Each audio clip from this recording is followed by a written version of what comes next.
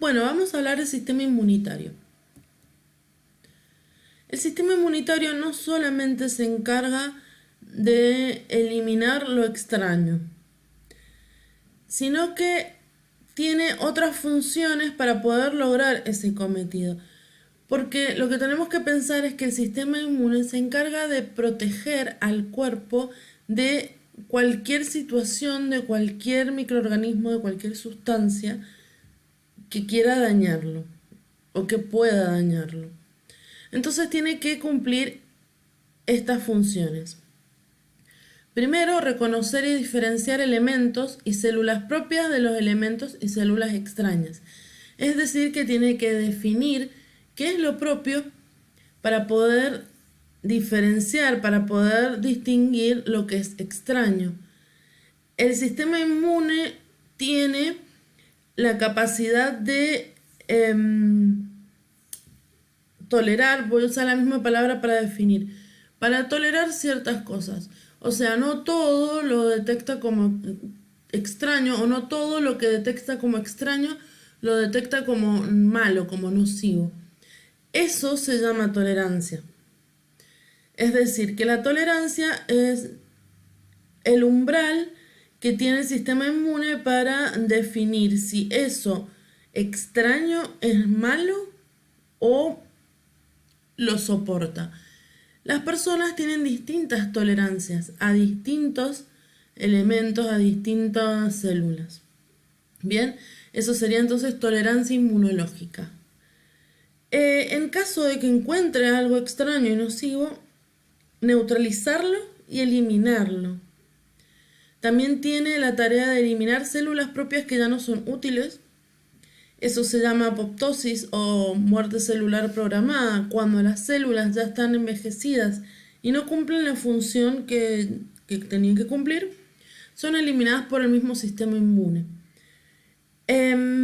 También cabe destacar que estas células extrañas que mencionamos no siempre son microorganismos, no siempre son células de otra persona, por ejemplo en el caso de un trasplante, puede ser una célula tumoral. Bien, recuerdan entonces que lo importante es que el sistema inmune va a encargarse de que todo lo que sea potencialmente nocivo no lo logre y sea eliminado. Y muy importante que una vez que haya sido terminado el combate, digamos, hay que suprimir la acción. Todas estas acciones inmunes que se encadenaron producen una serie de síntomas, de signos y síntomas muy incómodos, muy molestos para la persona. Y por otro lado, un gran uso de los recursos. Por lo tanto, una vez que terminó el ataque, hay que suprimir la acción. Entonces, ¿cómo vamos a definir inmunidad? O sea, lo que vimos antes era sistema inmunitario. ¿Qué hace el sistema inmunitario? La inmunidad, o sea, alguien tiene inmunidad o no la tiene, es la capacidad del organismo para neutralizar y eliminar los microorganismos o sus toxinas y las propias células que pudieran lesionar sus tejidos y órganos. O sea, las propias células se refiere a lo que decíamos recién de, por ejemplo, las células tumorales. Hay dos clasificaciones, dos grandes clasificaciones sobre los tipos de inmunidad. Vamos a hablar en esta primera sobre si esa inmunidad ya venía de antes de nacer o si la obtengo luego. Entonces, dividimos entre inmunidad natural e inmunidad adquirida. La inmunidad natural uno ya la tiene desde antes de nacer. No requiere contacto previo y tiene que ver con que uno ya nace con estas barreras de superficie, elementos celulares y elementos humorales. Las barreras de superficie van a ser la piel principalmente, el pelo, por ejemplo, en las fosas nasales, en las orejas, las pestañas, el sudor, el ácido clorhídrico del estómago, son todas barreras de superficie. Después tenemos elementos celulares y dentro de esos elementos celulares vamos a encontrar los granulocitos, neutrófilos, eosinófilos, basófilos. Esos ya los tenemos circulando en sangre desde antes de nacer. Y por último tenemos elementos humorales como por ejemplo la histamina, la serotonina, distintas proteínas como la proteína C reactiva, el complemento. Son elementos que están circulando en sangre antes. Entonces esa inmunidad es natural. Después yo tengo una inmunidad adquirida que requiere un contacto con el invasor. Ese invasor puede ser, por ejemplo, un microorganismo, o puede ser, por ejemplo, una célula, un glóbulo rojo de un grupo no compatible. Entonces, el sistema inmune, antes de que fuese invadido por eso, no tenía conocimiento de que existiera. Necesita informarse al respecto, entonces se sensibiliza y esa inmunidad ahora está como en la base de datos. Entonces esa inmunidad es adquirida. Está conformada principalmente por linfocitos y macrófagos. Después tenemos otra definición que es según qué es lo que hace el sistema inmune. El sistema inmune activa todo su mecanismo, pone a trabajar a sus células o deja hacer. Entonces, en la inmunidad activa, el sistema inmune es estimulado y forma sus propios anticuerpos y los linfocitos. ¿Sí?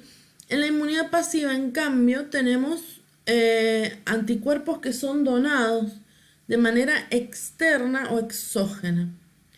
En la inmunidad activa vamos a encontrar, por ejemplo, las vacunas, porque lo que hacemos es estimular el sistema inmune.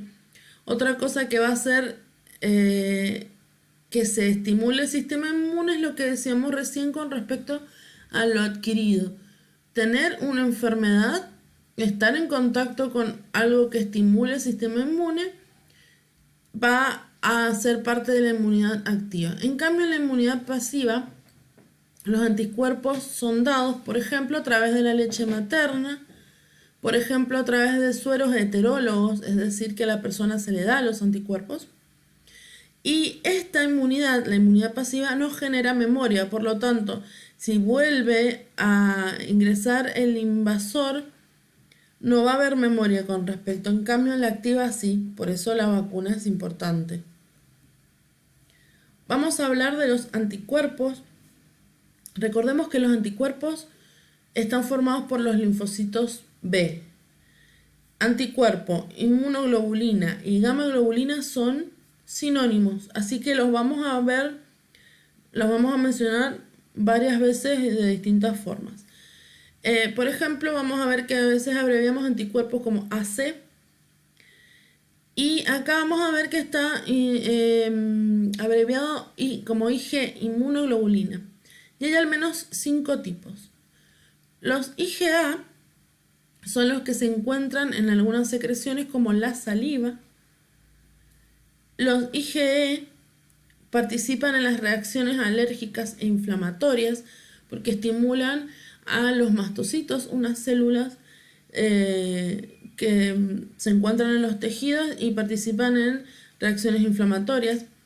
IgG e IgM, estos dos son muy importantes porque los IgG, que son los que se encuentran en mayor cantidad, son los que me van a determinar si una enfermedad es vieja o sea, crónica, o aguda, o sea, más nueva.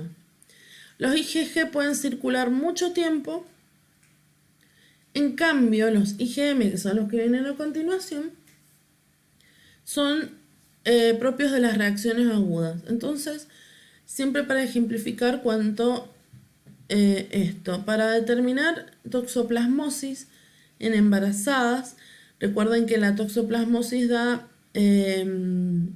efectos teratógenos, ¿sí? Deformaciones prenatales. Entonces, se dosa generalmente IgG de toxoplasmosis.